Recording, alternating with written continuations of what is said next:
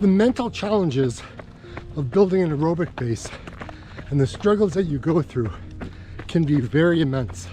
Talking about the time and effort that it goes in to just running, you know, a half marathon or even a marathon, let alone trail races, and going into the ultra distance.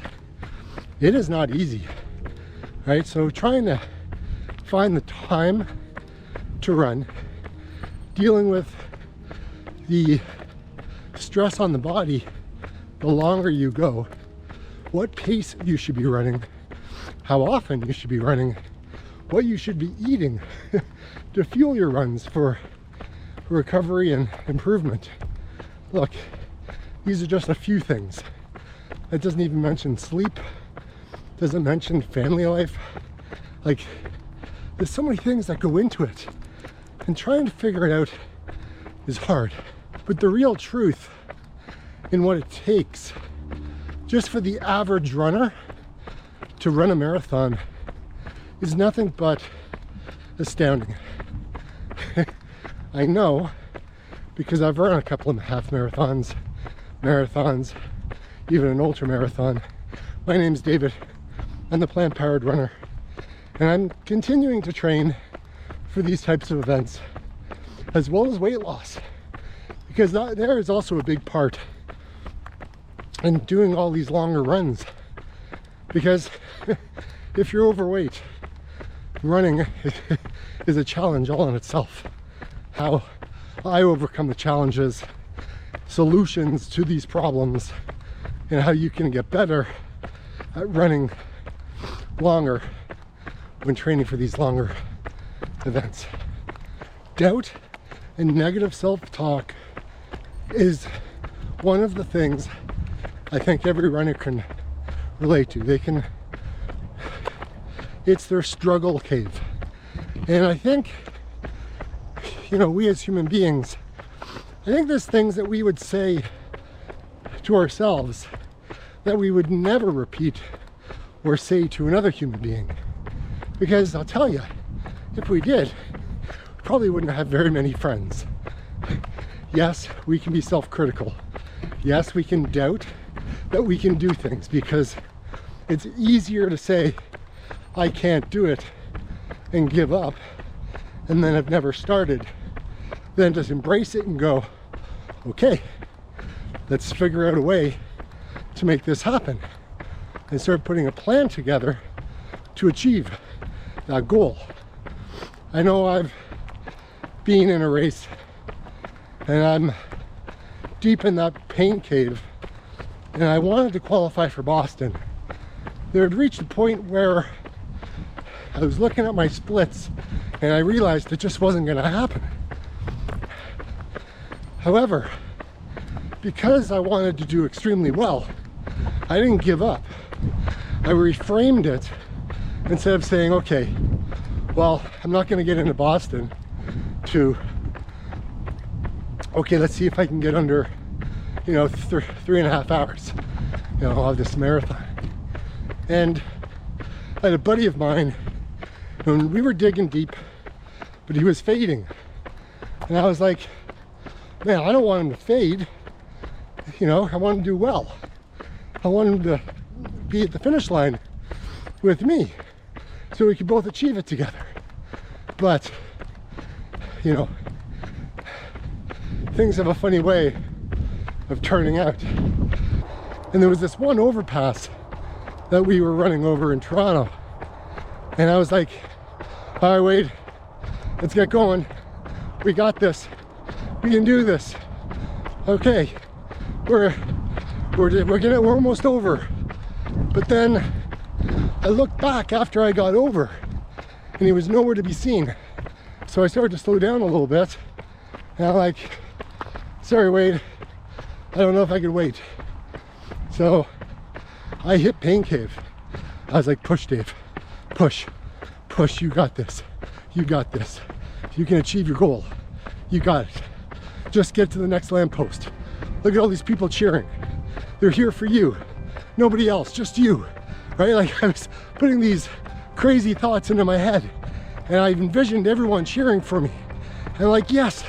And I was kind of running past St. Lawrence Market. And I'm like, man, I got this. I can do it. Then it was a turn on the bay all the way up to the finish line. And I was like, I got this. Put everything in. I couldn't feel my legs. I couldn't feel my heart. I couldn't feel anything. It was like I just started to float. And everything became quiet. And all I was left with was this feeling of bliss. Like, all right, Dave, you got this. You're gonna do well. And I started seeing some people ahead of me. And I'm like, well, you can catch them. Keep on going. And I had this lady in front of me. And I was doing everything I could to catch up to her, but she was just a little bit too far up for me to catch. And at that point, I was pretty spent. And when I got over that finish line in 3 hours, 34 minutes, I was like, I gave it everything I had. I had nothing more to give. And I was like, that's it. Did it. I may have not qualified for Boston, but I achieved a goal I had. And it felt amazing. So the self-talk works extremely well. The importance of positive reaffirmation is crucial to go the longer distances, because the longer you go, the desire to quit increases, and it goes exponentially. And so when I was training for my ultra marathon, there reached a point as I was running where I actually had to focus on my past achievements, my past successes in running. And I started to look at the marathon that I ran all those years ago, and I focused on the effort and how I was feeling and the small little wins I had along the way. And that really started to change things. And then I started incorporating, I was in a lot of pain. Like, not pain, like injury pain, but muscle pain, like fatigue. It was huge. I couldn't think, my brain hurt. All these things were happening.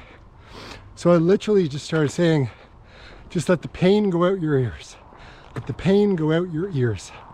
And that's what I kept repeating over and over and over again. Let the pain go out your ears, baby. Pain go out your ears. I got this. I don't even need to motivate this guy. He's got it all himself. It was like it's like a kettle. As it was boiling, all the air, all the vapor was coming out the top. It's like an Instapot. You undo the top and it just shh. So these are some of the things I was incorporating to be able to keep going. I'm not going to say it wasn't hard and that it was all easy, because it wasn't. It just, I had to reframe where I was. I had to just take stock at where things were at. And I just had to start to do a quick analysis on the fact that I'm going to be in pain. This is going to suck. All these things are true. But the truest thing was, I had it in me to go ahead and continue without getting injured. Things stop me in the night like I'm leaving all the bad stuff.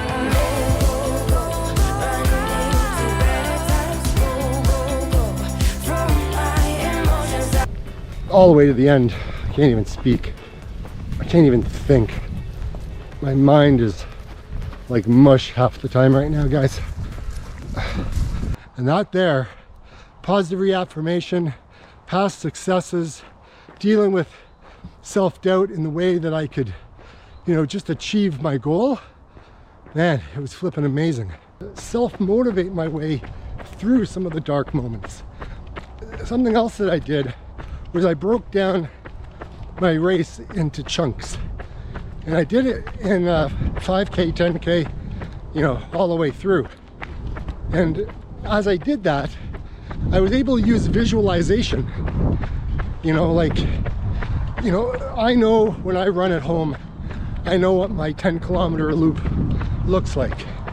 So what I started to do was, when I started to reach some low points, I started thinking about where I would be if I was running at home, just on a Sunday morning. And as I was able to do that, the visualization helped the miles tick by. And when that didn't work, I was able to start thinking about other external factors, like, you know, did I have a playlist with me that I could put on? Was there a podcast I wanted to listen to? Like, was there something that could get me out of where I was?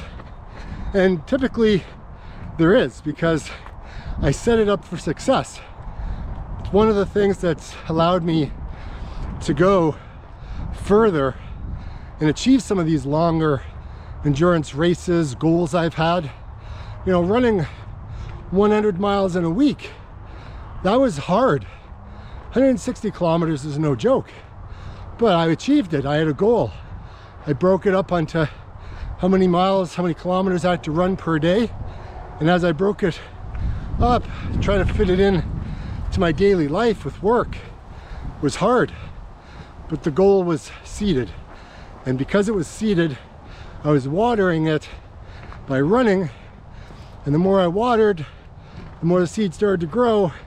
The miles clicked by, and before I knew it, it was Sunday and I had 160 kilometers done for the week, 100 miles. It's just the way I was able to deal with it. So when things started to get hard and the intervals and the miles kept ticking by, but again, I was struggling, I started to focus on my breathing, because I found if I got panicked or I wasn't paying attention, I'd be breathing like this.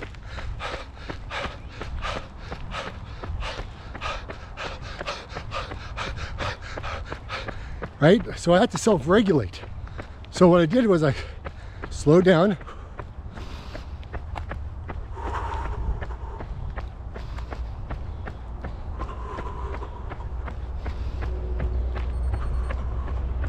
so I was able to self-regulate my heart rate, bring it back down, and then stay focused and listen to my breathing as I continued to race fast. Because you're in a race, you're going to be breathing hard. But if you don't have control of it, you don't have control of your heart rate. If you don't have control of your heart rate, the governor's going to kick in. If you're a car enthusiast, you know what I'm talking about. It just stops. And I didn't want that to happen. I also included some distraction type things in my life when I train. Sometimes it's literally just trying to see if I could find birds, squirrels, you know, whether it's a certain type of car I'm looking for on the road, or, you know, how long is it going to take me to get to the tree in front of me? Just distractions, or allow my brain to think about what I have planned for the day, right? Like, what do I have on tap for work? What do I need to get done by the end of the day? What problems do I need to solve? Distractions have worked extremely well, because everything I do in training is I'm going to use that to help me in the race. Race strategies I had after all my training was done and the race was upon me. As I laced up my running shoes, I had a game plan. I needed to visualize, use visualization on the race to help me. I also needed to be in the present. I needed to focus on where I was, where my breathing was, right? Slow down if I need to slow down. Listen to what my body's telling me. But I also had to recognize between pain and fatigue and when I needed to quit. And that comes from training. Because if you've made it to race day, you're about 90% there. That's my version of 90%. I don't know where it came from, that's just my thoughts. But really, it's what it comes down to for me. So if you're trying to achieve your goal with all this endurance aerobic-based training and you're struggling, hopefully this video helped you deal with what those, what you may encounter and cover about yourself.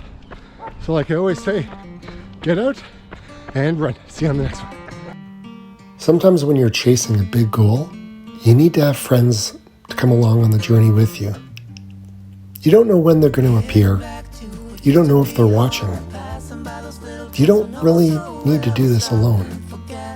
So if you're struggling, reach out to a friend. I'm sure they'll be happy to give you the push, the support, and the friendship that you need to be able to get to the finish line. Regardless of if it's in running, friendship, life, whatever. So here's to all of us, supporting each other on our crazy journey of life. Or get out and run.